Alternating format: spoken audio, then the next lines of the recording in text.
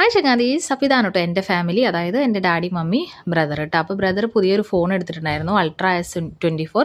അപ്പോൾ അതിൻ്റെ ഫീച്ചേഴ്സും കാര്യങ്ങളൊക്കെ പിള്ളേർക്ക് കാണിച്ചു കൊടുക്കുമായിരുന്നു. പിന്നെ ഏത് ക്യാൻഡി ഷോപ്പ് കണ്ടാലും എൻ്റെ മോനെ ഇങ്ങനെ വന്ന് പോസ് ചെയ്തോളും. പിന്നെ വിളിച്ചു കഴിഞ്ഞ് ഇങ്ങോട്ട് പോരുണ്ടോ, പിന്നെ വേറെ പരാതി കാര്യങ്ങളൊന്നുമില്ല. അതുപോലെ തന്നെയാണ് എസ്കലേറ്റർ കണ്ടു കഴിഞ്ഞാൽ എൻ്റെ മോൾക്കൊരു പ്രാന്താണ്. ഇത് വെറുതെ കയറുക ഇറങ്ങുക, ഇത് തന്നെ പണി. പിന്നെ അതാ എല്ലാ ടേബിളിലുള്ള സ്റ്റാൻഡുകൾ കൊണ്ടുവന്ന് നിരത്തി പിടിച്ച് വെച്ചപ്പോൾ എൻ്റെ മോനൊരു മനസ്സുഖം, വെറുതെ ഒരു കാര്യമില്ല.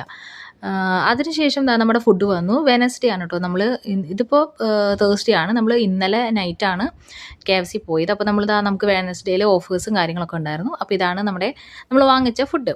അപ്പോൾ ഇതൊക്കെ വാങ്ങിച്ച് നമ്മൾ ഫുഡ് അടിച്ചു. അതിനിടയിൽ ഞാൻ 2 കോള ഉണ്ടായിരുന്നു, അതിലൊരു കോള ഞാൻ തട്ടിമറിച്ച് കളഞ്ഞായിരുന്നു ഇതിനിടയിൽ, ശ്രദ്ധയില്ലാത്തതുകൊണ്ട്.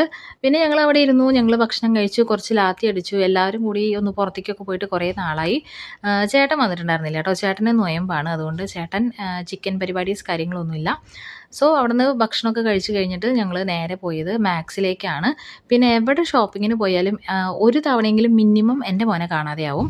അപ്പോൾ നോക്കിയപ്പോൾ ഈ സ്പൈഡർമാൻ്റെ ഈ ബോക്സും പെൻസിൽ ആയിട്ടുള്ള ഒരു ഇതുണ്ടായിരുന്നു, റാമ്പർ പോലെ ഉണ്ടായിരുന്നു. അപ്പോൾ അത് എടുത്തിട്ട് വന്നിരിക്കുകയായിരുന്നു. ഞാൻ പറഞ്ഞു, മോനെ പിന്നെ വാങ്ങിച്ചു തരാം, തിരിച്ചു കൊണ്ട് വെച്ചോളാൻ പറഞ്ഞു. ചെറുതായി ഒന്ന് പിണങ്ങിയെങ്കിലും ആൾ ഓടിപ്പോയിട്ട് തിരിച്ചു കൊണ്ട് വെച്ചു കേട്ടോ. പിന്നെ എസ്കലേറ്റർ കയറുമ്പോഴും ഇറങ്ങുമ്പോഴും അവനെ ആരും പിടിക്കുന്നത് അവന് ഇഷ്ടമല്ല.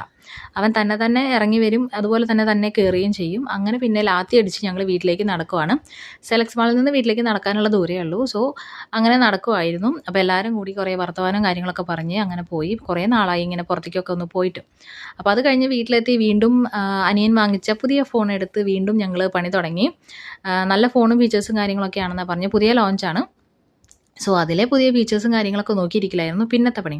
അപ്പോഴാണ് ഒരു നൊസ്റ്റു അടിച്ചത്. പണ്ട് കമ്പ്യൂട്ടർ ലാബിലൊക്കെ പോകുമ്പോൾ ഇതുപോലെ ഇങ്ങനെ കളർ ചെയ്യാനായിട്ട് പറ്റും.